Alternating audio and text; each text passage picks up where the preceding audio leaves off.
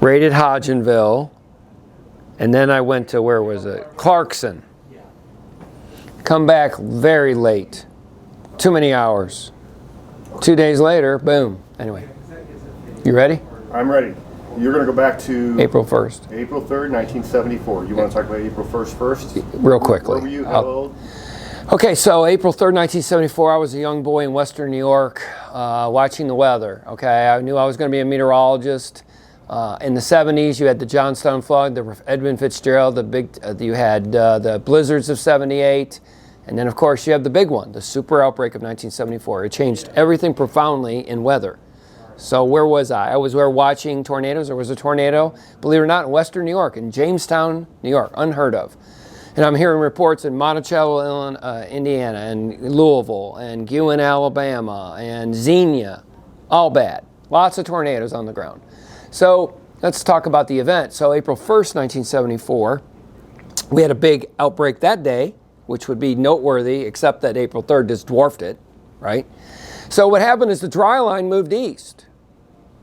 The dry line, you hear in Oklahoma and Nebraska and Kansas, actually went east. So you have a strong dew point gradient. A lot of surface heating, got really warm that day.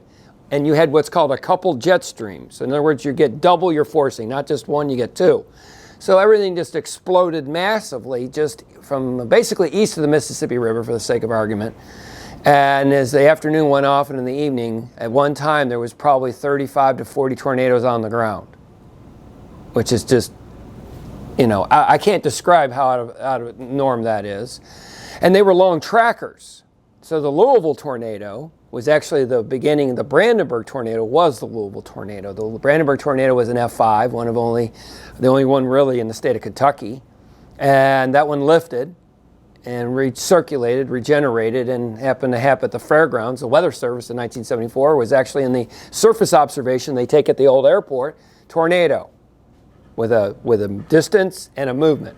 Very unusual to see a tornado in the observation, just off the charts.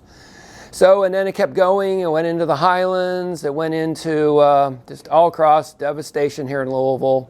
And not too long later, Xenia will happen, Sawyer Park, and Daisy Hill, and all these other places. So I'll tell you a little bit about what changed, okay? So in 74, they had a model. You always see the favorite TV weather person? One model, okay, one. We had coloring pencils. We used to analyze and plot all the observations. None of the computer stuff.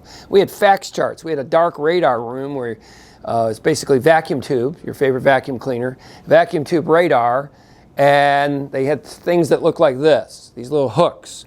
And if they started to see a hook form, they issued a tornado warning immediately, because they already saw what had been happening in Indiana and Illinois, Tennessee, and then the deep south that's got obliterated. And so they would extrapolate movement of these storms and issue proactive warnings. Back in 74, the lead time of tornado warnings was terrible, 0 to 1 minute. 74, once that thing got going, they were getting 20, 30 minute lead times because they knew it was going to go. So when you have the height of the clouds kind of low to the ground, when you have strong surface heating, when you have upper level exhaust mechanism, all in the same time, it's not going to be good. And you saw what happened. Over 300 people were killed. Other things, 74. So we were told to open your windows, which is totally idiotic, right? Do not. But it was the pressure, and that's why you open the windows. And we don't do that anymore, right? And we have the weather radio program that came out of 74. We have the way to get communities more weather resilient, the weather ready nation concept. All these things happen. So for the model, the Doppler weather radars came out of 74, and they realized this. We need to be able to look at the storms, so they can now we can see storms horizontally, vertically, in motion to and from the radar, and all these things. They didn't have that in 74. They had nothing. It's like going from Abraham Lincoln to today. You know, it's just we're so different than today, and a lot of people will never forget this day. Okay, so can you speak specifically to this market right here? Like, to me, it's pretty much the epicenter. Right. Having multiple F5s right here in the market. Yeah. 4 F5s within a couple hours. Yeah, I can't imagine the TV coverage, what it would have been. I mean, in Louisville. So Louisville, really, as you say, the epicenter. When I think of 74, I think of Dick Gilbert. Okay? So he was way ahead of his time. I mean, he's like, Nostradamus. So Dick Gilbert happened to be doing a traffic report. Well, guess what was happening? And he broadcasted live. So that gave people impetus to do the chaser concept, kind of came out of that, right? All because Dick Gilbert's up in his helicopter broadcasting live as the tornadoes in the fairgrounds. So to your question, we have all these tornadoes in southern Indiana, big ones, long trackers, violent tornadoes, wide. And to be able to broadcast that to the people, I can't imagine doing it today. So let's equate that to today. In 2012, right, we had Henryville. We had one main tornado. There was a second that came out of it, but there was one main tornado. Picture Henryville and add 4 or 5 or 6 of them. So you just can't spend all the time on one storm, right? Henryville. Here's the Henryville storm. Here's the Henryville storm. No, we got Madison, we got Louisville, we got Brandenburg, we got Daisy Hill, we got Borden, we got all these communities, Campbellsville, we got all these communities with tornadoes on the ground. So it's incomprehensible to try to relate that in a market. Good. Great bites from there. The Dick Gilbert, that's right. He was the first storm chaser. He really was. I don't think he knew he was the first storm chaser, but he was. That was cool. I told you my dad was. They logged me out. Let me log in. Yeah. The stats on Kentucky that day, I do believe that's like the most prolific tornado day in history. Yes, still. In Kentucky. So still. we can talk specifically to that. Indiana too, was it? Or it was close? No, because it was eclipsed in 1990. Number. Yeah, 90 broke that, but it's in the top 3. Right. Mm-hmm. Right. The thing about it, am I wrong? It's still the longest track tornado is Monticello.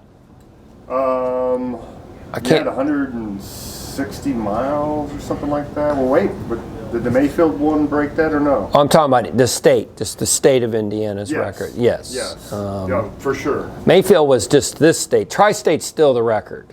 Right. But that costs us. Yeah, there get some people trying to go back. Well, it may have. Cycled. One of the best talks I ever saw was in 05 or 06 at the NWA. They had 3 retired meteorologists. Bob Johns was one of them from SPC. I can't remember the other 2. Doswell was one. Anyway, they all got together and they went and interviewed family homesteads from Missouri through Illinois and southern Indiana. And they talked to people who went, and they believe it's continuous. Interesting. I have not completed Thanks, Chase. Doswell's book yet. Severe Convective Storm. Anyway. It's been on my shelf for years. Yeah. I wonder if that story's in there. Okay, so let's try to put this into perspective for the state of Kentucky, state of Indiana, regional, and then we'll talk about national scope of this event. I read the NOAA synoptic report described it as a 500-year storm. Yeah, right. Yeah, so let's look at 74 first. So we got Indiana, the most prolific event in terms of the number of high-level tornadoes. Okay, same thing in Kentucky.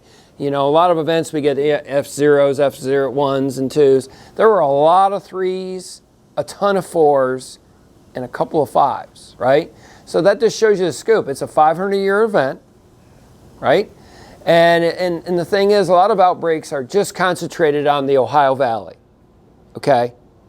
This one was the Tennessee Valley, the Ohio Valley, the Deep South, into the Appalachians.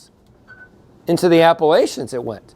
So the scope of this event is truly the only other event that comes close to this is the one that happened in 2011, the Tuscaloosa event, if you will, the Deep South event. About the same. We do more surveys now than they did back then, right? So there could have been a few that we missed in 74, quite honestly, even with Fujita's work. And I am going to cover a little bit of that, the comparison between those 2 events. Because I think and we weren't doing zeros back then. We had 1 through 5s. I don't remember when 0 started. Oh, right. I don't know when they started, but it wasn't in 74. Right, it must have. So, yeah. So obviously, it was a huge event, one on a scale that we've never seen before. So tell me how that profoundly impacted your job here today, the changes that occurred because of that. Yeah, too many people died in 1974, 338. A lot of people injured, maimed, forever changed, lost their houses, lost everything they had. So the Weather Service has escalated preparedness with our partners in the media, right? So my job is to try to tell people. I use a lot of weather history when I go talk to groups. People are like, well, there's never going to be a tornado. Let's use the example of 2012, okay? 2012. Oh, we don't get tornadoes in eastern Kentucky. We never get tornadoes. We don't get them. The mountains protect us, blah, blah, blah. Well, West Liberty and Syersville, those things went up and down those mountains and beat the living heck out of that area, right? So we try to do a lot of preparedness, a lot of education. We have this Weather Ready Nation concept where we help communities become storm ready, to be better prepared to receive warnings, not just on the weather radio, but on your phone or a private service or whatever, your TV, to get away, to get your butt out of bed in the middle of the night. We've had too many late night events like Mayfield lately. It happened after dark in the cool season, and we want you to have a plan, whether you're at soccer, you're at the grocery store, you're at your home. What are you going to do? The thing about 74 is the warnings were pretty darn good for not much technology in 1974. They were pretty darn good.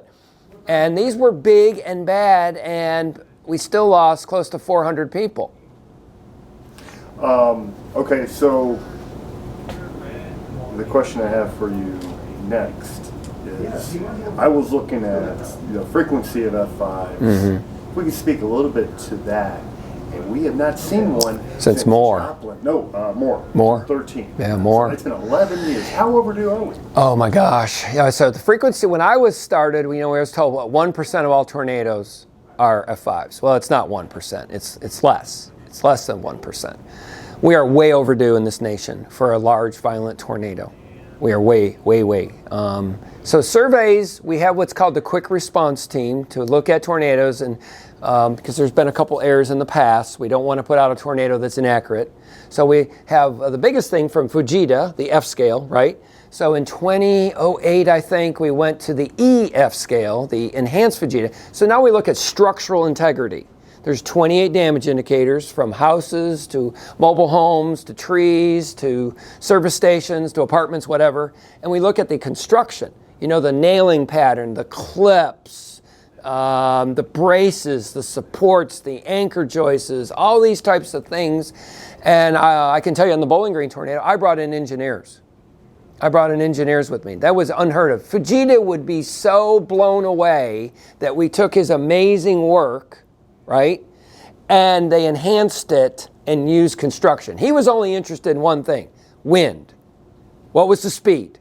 He did not look at mobile homes gone. Well, it could have been on blocks, So we've come a long way for that too. But the rareness of a 5, we keep expanding beyond the cities, right? Louisville has gone way out, right? Way out. Xenia, Dayton, way out. It's going to hit more than it's ever hit before because we just keep going out and out and out in the rural areas. So more people are going to get hit, not less, more. All right, and then what do you recommend for people that are concerned about storms? So preparedness, what are the things now that they can stay ahead of the game? Okay, so you really want to get the weather radio helps. Private weather companies will, for like $4 or $5 a month, wake you up, call you on any phone. You get 10 phones. They'll call you on every one to get you up. Have a way to receive warnings more than one way, okay? 2, all right, the warning's out. You know it's out. What are you going to do? Do you know where to go in your house? Do you know if you're on the road what you would do? I want people to have a plan of action to respond to the warnings. Warnings are improving. Public's response is like this. Sometimes it's good, sometimes it's bad. It's really better when you've had an event recently, right? But when you have an event where you haven't had a tornado in so many years or a big bow echo come through, a lot of times people, those weather people don't know what they're doing. No, we really are trying to save you and save your life. We don't want you to have 1974 in Brandenburg and Louisville and Campbellsville and Bowling Green and so many other places. Excellent. All right, final thoughts, John? We're going to have a 1974 event again. We're overdue for a giant outbreak. When I think outbreaks, off the top of my head, I think it's the Palm Sunday. I think of 74. I think of the 2011 Tuscaloosa event, and I think of the Quad State one with Bowling Green and Mayfield. We're overdue. Have a plan before the big one comes. Excellent, man. All right, buddy. Thank you. Great job. Glad you came out. Yeah. You're always welcome to come out here.